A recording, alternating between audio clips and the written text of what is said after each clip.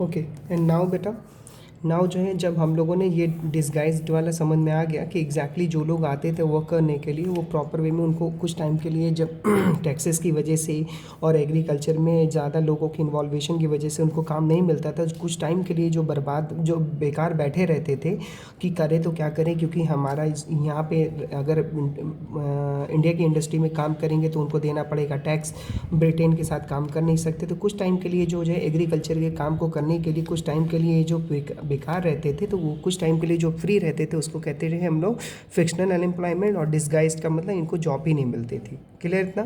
फिर दूसरा कॉन्सेप्ट आएगा कि इन्होंने कहा कि अब हम जो है बाहर के लोगों को ना बुला करके, क्योंकि इस पर टैक्सेस ज़्यादा लगा रहे हैं बाहर के लोगों को, तो क्यों ना हम अपनी ही फैमिली मेम्बर को इन्वॉल्व करके हम इंडस्ट्री चलाना स्टार्ट कर दें।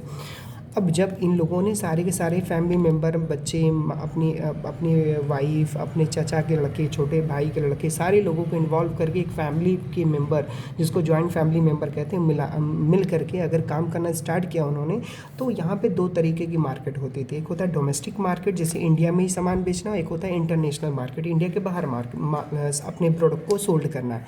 तो जब डोमेस्टिक मार्केट की बात होती थी तो हमारे पास इतना ज़्यादा हमारे पास टैक्सेस लगे हुए थे कि ना चाहते हुए भी हमारी पर यूनिट कॉस्ट क्या हो जाती थी, बढ़ जाती थी। यानी कि हम जो है रॉ मटेरियल को परचेस करते थे और उसको बना करके जब इंडिया के ही मार्केट में बेचते थे, हमने कहा ना आपको कि बेचो चाहे खरीदो, चाहे जहाँ बेचो चाहे जहाँ खरीदो, आपको टैक्स देना पड़ेगा। तो इंडियंस को टैक्स देना पड़ता था। पर यूनिट कॉस्ट की आती थी 30 रुपये।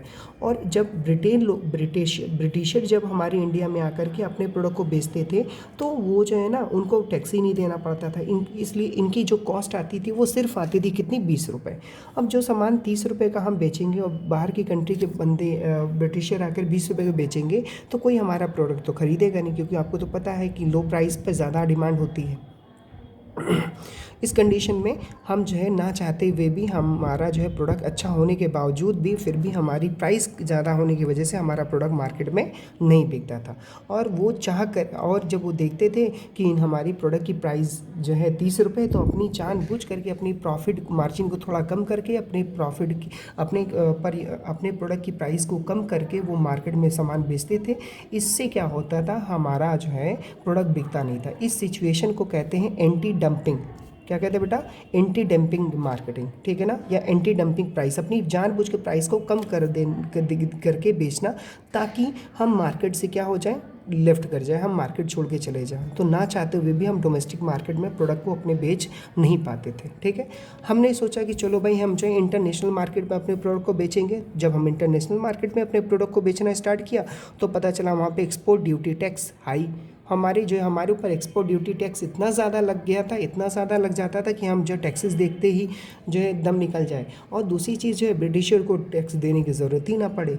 तो ये एक कंडीशन थी कि हमारी इंडस्ट्रियल सेक्टर को इन्होंने किस तरीके से बर्बाद किया, हमारी हैंडीक्राफ्ट की इंडस्ट्री जो वर्ल्ड फेमस थी, हम कैसे बर्बाद हो गए, ये सिचुएशन से क्रिएट की गई है।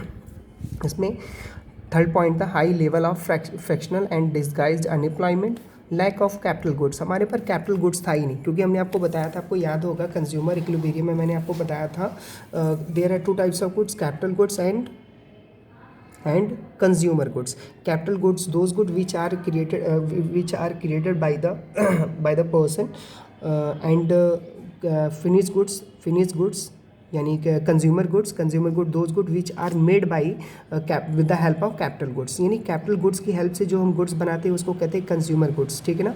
और जो हम कैपिटल गुड्स जो होती है वो हमारी क्या होती है, जैसे मशीन हो गई, लैंड हो गई, ये हमारी क्या है, कैपिटल गुड्स है। तो हमारे पास मशीनें वगैरह थी नहीं, लैंड था ही नहीं, पैसा था ही नहीं, तो हमारी कैपिटल गुड्स ना होने की वजह से हम जो है इंडस्ट्रियल सेक्टर हमारी डेवलप नहीं हो पाई और हमारा जो है डी इंडस्ट्रियलाइजेशन लगातार होता चला गया।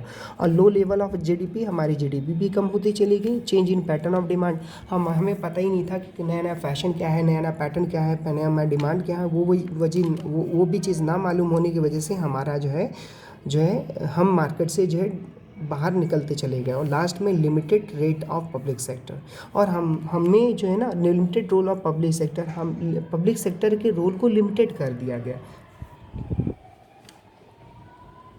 ठीक है ना। हमें जो है ना, हमें जो लिमिटेड कर दिया गया, हमें जितना जितना जहाँ जहाँ बोला गया उतना ही बेचने के लिए आदेश दिए गए, बाकी सब जगह पे हमें क्या कर दिया गया, बाउंड कर दिया गया। यही वजह है कि हमारा इंडस्ट्रियल सेक्टर जो है आज़ादी से पहले जो है क्या हो गया, डी इंडस्ट्रियलाइज हो गया, और हमारा जो है वेल्थ भी ख़राब हो गया, और हम जो है वर्ल्ड फेमस जो मोनोपोली स्टेबल करके रखे हुए थे वो मार्केट से हम लोग जो है लिफ्ट कर गए। ओके, किसी को कोई क्वेरी है तो बताइएगा, और नेक्स्ट जो वीडियो होगा वो आपका इसमें फॉरेन ट्रेड में पढ़ाऊँगा। कौन सा ट्रेड? फॉरेन ट्रेड, ठीक है ना।